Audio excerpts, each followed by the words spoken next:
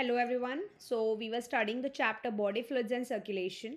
Today we are going to start this topic double circulation. The blood flows strictly by a fixed route through blood vessels. जैसा कि हम जानते हैं कि blood जो हमारी बॉडी में फ्लो करता है उसका एक फिक्स्ड रूट होता है राइट और वो ब्लड वेसल्स के थ्रू वो फ्लो करता है ब्लड वेसल्स के अंदर ब्लड फ्लो करता है कौन कौन से हैं ये blood vessels arteries and veins basically each artery and when consists of 3 layers ठीक है तो हर आर्टरी और हर वेन में क्या है 3 लेयर्स हैं ठीक है the inner lining of squamous endothelium the tunica intima a middle layer of smooth muscle and elastic fibers, the tunica media, and an external layer of fibrous connective tissue with collagen fibers, the tunica externa. ठीक है तो अगर आप जैसे कि ये मान लो ये ब्लड वेसल जा रही है ठीक है ये ब्लड वेसल जा रही है और इस ब्लड वेसल का अगर आप इस तरीके से ट्रांसफर सेक्शन करते हैं ट्रांसफर सेक्शन अगर आप इसमें करते हैं तो आप देखते हैं कि ये ब्लड वेसल की सबसे आउटर मोस्ट लेयर है ठीक है जिसको हम नाम दे रहे हैं ट्यूनिका इंटिमा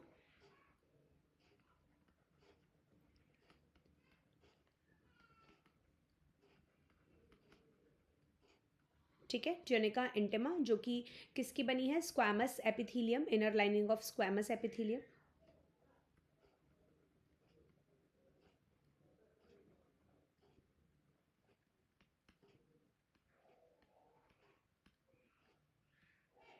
ठीक है tunica intima a middle layer of smooth muscle फिर इसकी अंदर की एक मिडिल लेयर है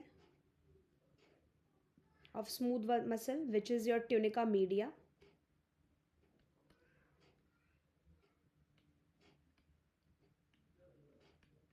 tunica media it is made up of smooth muscle and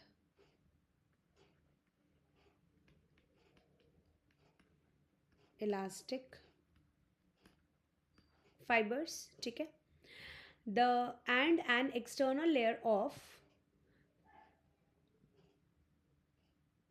fibrous right इसको this is your inner ये वाली जो है ये सबसे इनर है ट्यूनिका इंटिमा ठीक है फिर आपकी उसके बाहर की है ट्यूनिका मीडिया और सबसे बाहर की जो है ये this is your tunica externa tunica externa ठीक है जो कि फाइब्रस कनेक्टिव टिश्यू की बनी है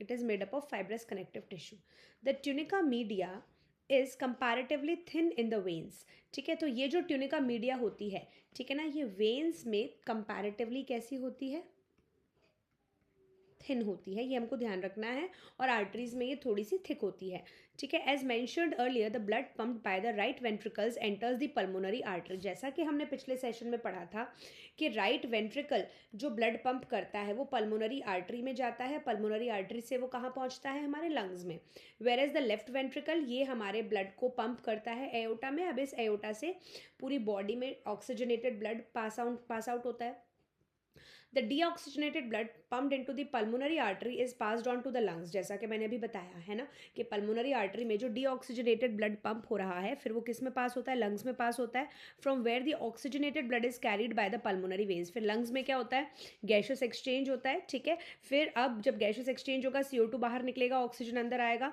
तो ब्लड अब क्या हो गया ऑक्सीजनेटेड ब्लड हो गया राइट ना so now the pulmonary veins will carry this blood from the lungs into the left atrium में अब ये लाएगा this pathway constitutes the pulmonary circulation तो ये जो हार्ट और लंग्स के बीच में जो ये सर्कुलेशन हो रहा है इस सर्कुलेशन को हम क्या बोल रहे हैं पल्मोनरी सर्कुलेशन हम बोल रहे हैं क्योंकि इसमें लंग्स इन्वॉल्व हैं the oxygenated blood entering the aorta is carried bye a network of arteries है ना तो जो ऑक्सीजनेटेड ब्लड एओटा में जा रहा है ठीक है फिर एओटा के बाद ये क्या जा रहा है बहुत एओटा जो है ये बहुत सारे आर्टरीज में ब्रेक हो रहा है राइट ना there is a network of arteries फिर आर्टरीज और फर्दर ब्रेक होती है आर्टेरियोल्स में, and then arterioles further break होते हैं कैपिलरीज में, टू द टिश्यूज ये जाते हैं फिर, from where the deoxygenated blood is collected by a system of venules, right.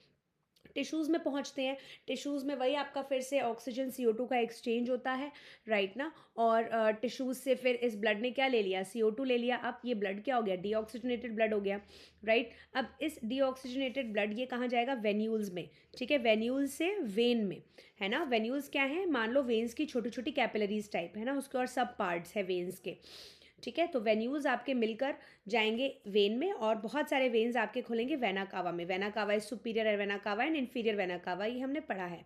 And emptied into the right atrium में फिर ये खाली हो जाते हैं। This is the systemic circulation, right. तो ये जो सर्कुलेशन है ना, ये जो सर्कुलेशन है जिसमें आपका हार्ट और बॉडी के टिश्यूज इन्वॉल्व है, that is systemic circulation, right. So systemic circulation क्या प्रोवाइड करता है, nutrients, oxygen and other essential substances to the tissues, है ना। इससे कि टिश्यूज में न्यूट्रिएंट्स, ऑक्सीजन और अदर एसेंशियल सब्सटेंस पास होते हैं टिश्यूज में, और टिश्यूज से ये क्या लेता है, CO2 लेता है, और अदर हार्मफुल सब्सटेंसेस भी ये लेता है एलिमिनेशन के लिए। A unique vascular connection exists between the digestive tract and liver, ठीक है। तो एक बहुत ही यूनिक वेस्कुलर कनेक्शन है किसके बीच, डाइजेस्टिव ट्रैक्ट, हमारा जो डाइजेस्टिव ट्रैक्ट है और हमारे लिवर के बीच में एक बहुत ही अच्छा कनेक्शन है, जिसको आप बोलते हैं हेपेटिक पोर्टल सिस्टम, हम इसको बोलते हैं, ठीक है, हेपेटिक पोर्टल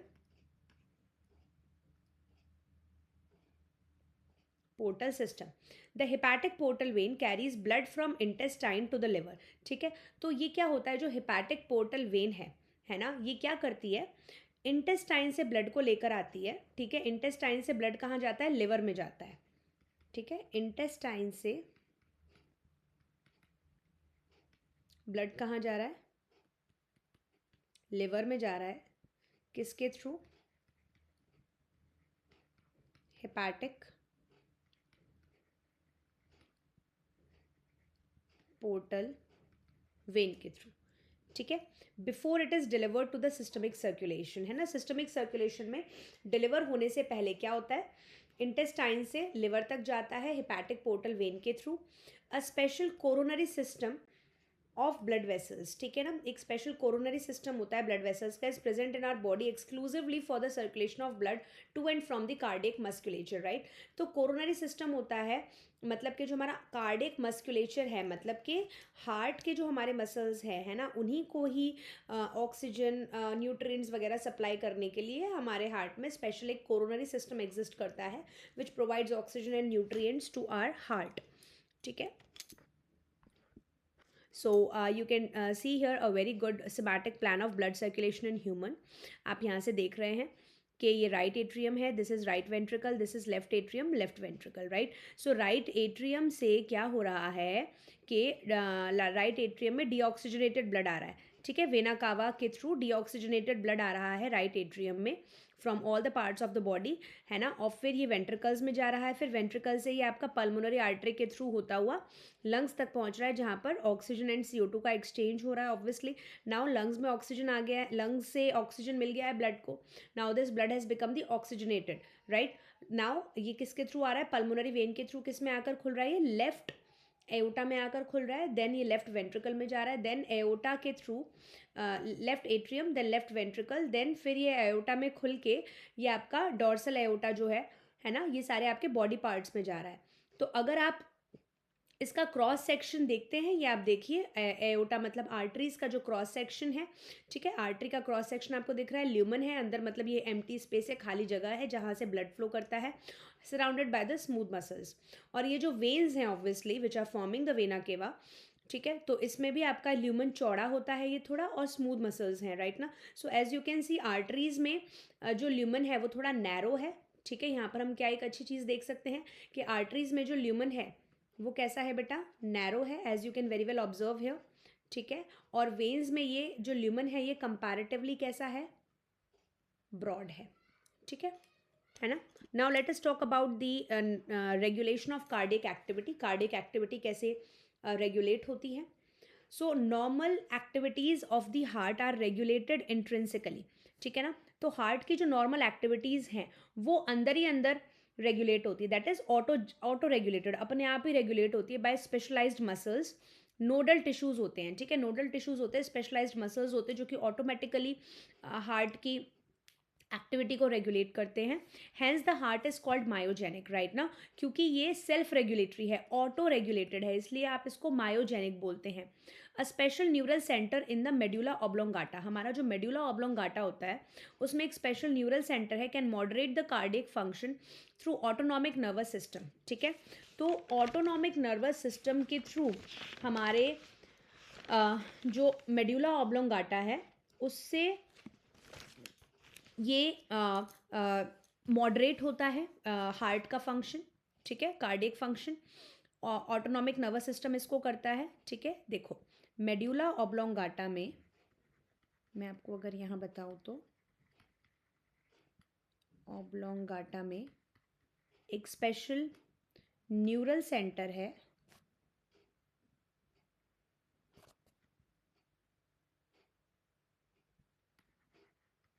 न्यूरल सेंटर है मेड्यूला ऑब्लोंगाटा में जो कि कार्डियक फंक्शन को मॉडरेट करता है, ठीक है, थ्रू ऑटोनॉमिक नर्वस सिस्टम के थ्रू ये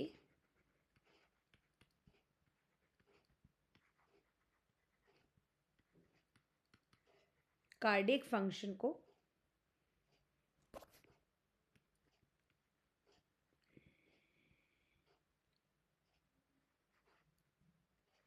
रेगुलेट करता है और यू कैन से मॉडरेट करता है, ठीक है। So neural signals through the sympathetic nerves, part of ANS है ना, एएनएस का ही पार्ट है sympathetic nerves, can increase the rate of heartbeat, the strength of ventricular contraction and thereby the cardiac output, ठीक है। तो एएनएस का ही पार्ट है, क्या पार्ट है एएनएस का, sympathetic nerves, ठीक है।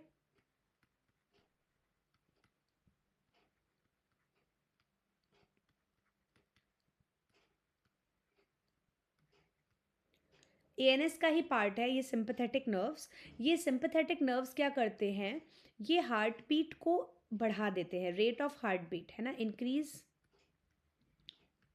हार्ट बीट, ठीक है, हार्ट बीट ये बढ़ा देते हैं। स्ट्रेंथ ऑफ वेस्कुलर कॉन्ट्रैक्शन बढ़ जाता है,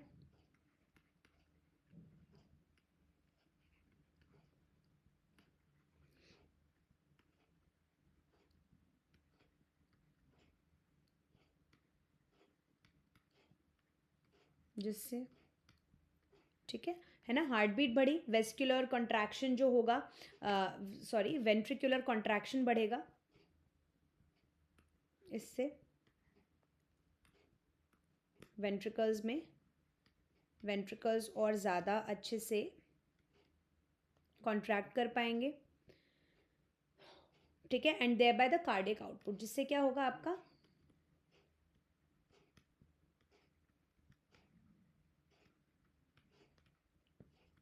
कार्डियक आउटपुट भी बढ़ेगा।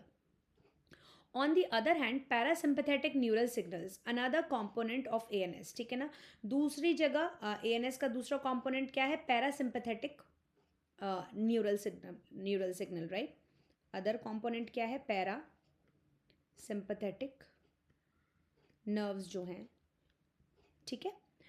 Decrease the rate of heart beat, ये जो देखो सिंपैथेटिक नर्व्स जो हैं वो हार्ट बीट बढ़ा रही हैं, वेंट्रिकुलर कॉन्ट्रैक्शन बढ़ा रही हैं, जिससे कार्डियक आउटपुट बढ़ेगा। वहीं ये पैरासिम्पैथेटिक नर्व्स क्या हैं, ये उल्टा काम करेंगी, ये हार्ट बीट को डिक्रीज करेंगी, ठीक है ना। देखो decrease the rate of heart beat, speed of conduction of action potential, right. सो ये आपका क्या है कि जो एक्शन पोटेंशियल है, ठीक है ना, उसको ये स्पीड अप करेंगे and thereby the cardiac output, right. So adrenal medullary hormones can also increase the cardiac output, है ना। तो ये जो आपके एड्रेनल मेड्युलरी हॉर्मोन्स हैं, है ना, ये कार्डियक आउटपुट को बढ़ाते हैं, ठीक है ना। तो देखो इसमें ये पैरासिम्पैथेटिक नर्व्स क्या करेंगी, डिक्रीज हार्ट रेट को ये डिक्रीज करेंगी, ठीक है। फिर आपका वही वेंट्रिकुलर कॉन्ट्रैक्शन कम होगा,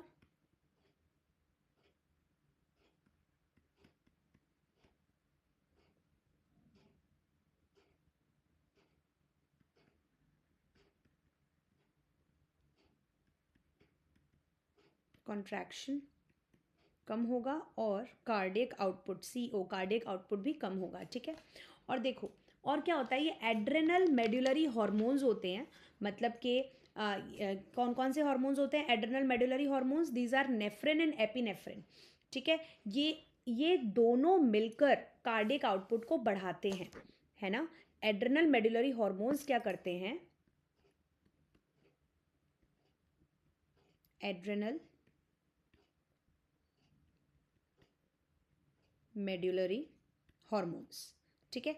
कौन कौन से हैं ये दोनों adrenal medullary hormones, these are epinephrine and norepinephrine, ठीक है। What are they,